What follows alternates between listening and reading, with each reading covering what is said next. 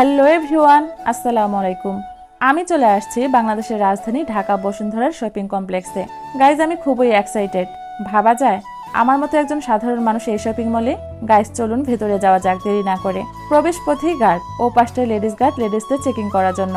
আমার চেকিং শেষে চলে আসলাম ভেতরে।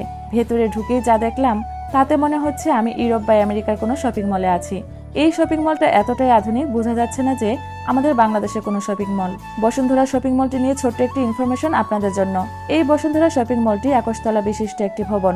এই শপিং মলে প্রায় 2500-টিরও বেশি দোকান আছে। আরও আছে বিশাল এক কার পার্কিং এর জন্য জায়গা, যেখানে 500-টিরও বেশি কার রাখার সুব্যবস্থা আছে। ভবনটি নির্মাণের জন্য প্রায় 100 মিলিয়নেরও বেশি ডলার খরচ হয়েছে। আমার খুব ইচ্ছে থাকা সত্ত্বেও স্বল্প সময়ের জন্য ভবনটি ভালো করে পরিদর্শন করতে পারিনি।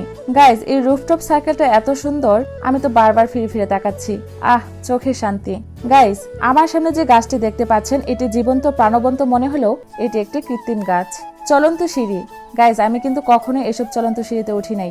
বিষয়টি হাস্যকর হলেও সত্যি। লোকজন কত ইজিলি ভাবে চলন্ত সিঁড়িতে চলাফেরা করছে, আল্লাহ জানে আমি পারবো কিনা। খুব ভয়ে ভয়ে চলন্ত সিঁড়িতে উঠেছি। এবার আসলাম আসল চমকে, এই বসুন্ধরা শপিং মলে যার জন্য আসা আমার। ওয়েট, আনবক্সিং করে নিয়ে আগে। ফোনটি আনবক্সিং করতে আমাকে হেল্প করছিল এই ভাইটি। ওয়াও, ফোনটি অন করতেই সেই অ্যাপের লোগোটি। অতঃপর আমিও নিয়ে নিলাম iPhone 16 Pro Max। সব মিলিয়ে যতক্ষণ এই শপিং মলটায় ছিলাম আমার ভীষণ ভালো লেগেছে। এটা তো আর বাসস্থান না, বিদায় নিতেই হলো। সবাই ভালো থাকবেন। আর আমার এই সংক্ষিপ্ত ভিডিওটি আপনাদের কাছে কেমন লাগলো কমেন্টসে অবশ্যই জানাবেন। সবার সুস্থতা কামনা করে বিদায় নিচ্ছি। আল্লাহ হাফেজ।